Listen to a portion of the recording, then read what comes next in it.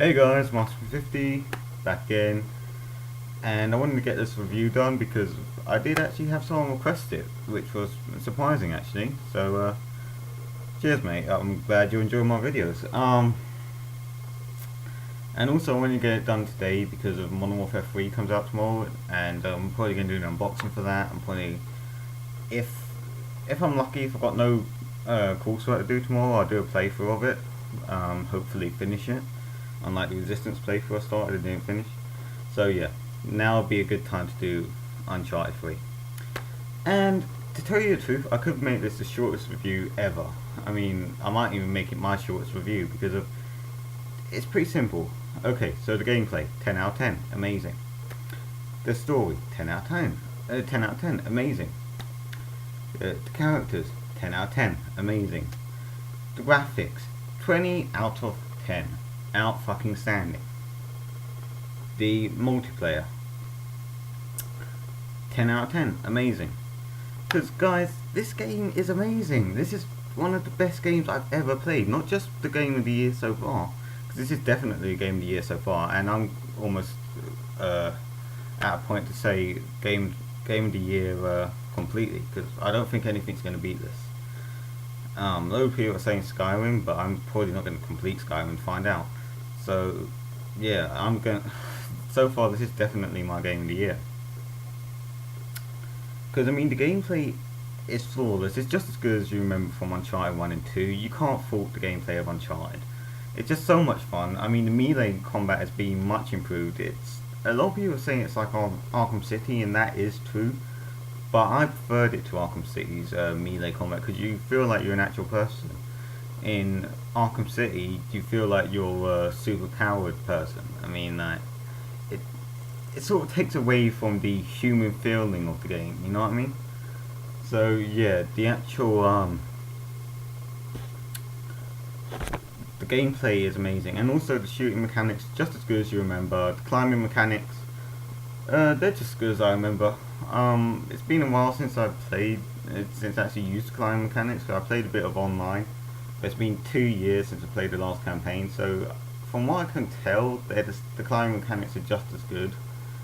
So yeah, especially there are quite a few scenes that stood out. Some picks are the chateau, the ship, which was fucking amazing. I've never seen anything like that in a game before. The desert, which looked awesome. There was a glitch there, but I let it slide because of how awesome it looked in general. There's a lot of stuff in the game, guys. I'm not going to list it all because I'm going to be here till Christmas. So overall, gameplay is just amazing. It's 10 out of 10 for me. From me, should I say.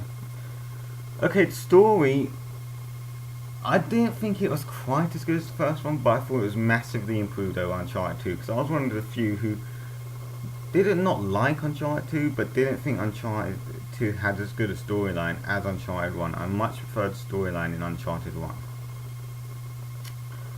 But from what I can tell, that's only me. A lot of people really loved the storyline of Uncharted 2, which is great, because I'm not saying Uncharted 2 had a bad storyline, I'm just saying it's an average storyline compared to the other two Uncharted games. Compared to your average game, it's a great storyline. But compared to the other two Uncharted games, the story was average in my opinion. But Uncharted 3, I thought they massively improved over Uncharted 2, but I didn't think it was good as Uncharted 1. However, when you mix it in with the gameplay, it just flows so well. So that's why I'm going to have to give the storyline a 10 out of 10, purely based on the fact that it flows with the gameplay so well. It flows with the gameplay better than Uncharted 1 did. Uncharted 1 was more story than gameplay, so that's why I prefer the Uncharted 1 storyline, but I much prefer the gameplay of this. The characters, I preferred them to Uncharted 2, and I really liked them in Uncharted 2, but again, I didn't think they were as fleshed out as in Uncharted 1, because Uncharted 1, it focused on 3 characters, there was no deviation from them, and they're basically in it throughout, and when they did disappear, they came back later. In this, you start off with Chloe and this British guy, and then all of a sudden they phone Elena, and then those two disappear throughout the whole rest of the game. They don't come back. And then Elaine is in it a little bit, but she's more of a cameo than anything else. That was what disappointed me a bit. Elaine wasn't in it enough. And she's been in it since the first one, so she should have been in it more in my opinion. But apart from that, the characters were extremely fleshed out, extremely relatable, and the humour is the best in any game in my opinion. They got the humour so spot on in this game, so that's why I'm going to give the characters a 10 out of 10. The graphics, my god, I didn't think they could do anything after the amazing graphics of Uncharted 2. Uncharted 2's graphics were, as I said, amazing. The graphics in this game are outstanding. I'm not going to tell you about them because you have to play the game to understand what I'm talking about in the graphics. So graphics, 20 out of 10 if that is even possible. The multiplayer is some of the most fun multiplayer I've ever played. I mean, some people are obviously going to complain about it, saying, oh no, I can't put no noobs. But I mean, that's what I loved about the Uncharted 3 multiplayer, is it's not got those assholes on COD say, oh, you assholes are going to get pwned, man. Gonna fuck you up. No, it's no one like that, yeah. It's just like, they're all friendly players, all just playing for a laugh. That's the type of people I like to play with. And it's also got a co-op mode which just adds to it. And I mean, I haven't played all of it. I played a bit of it, and I've only played a bit of the multiplayer. But I did play a lot of the beta, so I more or less understand what it is about. And I know it's just that with more added to it, and therefore I'm going to give it a 10 out of 10 purely because of the quality of it and the quantity of it. Because it's got quality and quantity, which is extremely rare.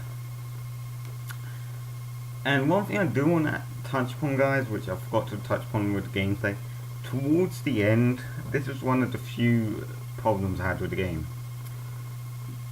It gets extremely fucking hard. Like, I mean, there'd be guys with shotguns running around chasing you, there'd be guys with laser sight sniper rifles focused on you, there'd be guys throwing grenades at you, and no matter what you do, you're just gonna die. That's it, you're just gonna die no matter what you do. You can run, you can take cover, you can jump, you can roll, you can do anything, you are going to die a lot. And it's trial and error for those parts, but I mean, they may annoy some people. For me, it didn't bother me because I loved replaying those parts. I mean, sure, I did start shouting profanities at the screen halfway through, but I mean, I still enjoyed playing it all the way through, and it wasn't like Killzone where I'm like, oh, when's it gonna fucking end? You know what I mean? So, yeah, that's the only negative that I had with the game, and I know some people will find it as a negative, some people find it as a positive. So that's purely up to personal opinion, so I can't really put that into my review, if you understand what I'm saying. So yeah, overall I'm going to have to give this game a 10 out of 10 because it's near flawless in my opinion. Naughty Dog, you are fucking amazing. Props to you. I want to just say thank you to every single person at the company if I had the chance. So thank you, Naughty Dog, you have made an amazing game. If you own a PS3, you have no excuse not to buy this. If you don't own a PS3, now's a great time to fucking buy one. Yes, I'm talking to you, SMG for Life 01. So, that's pretty much it, guys. Buy this game, and this is Mark Smith 50 signing out.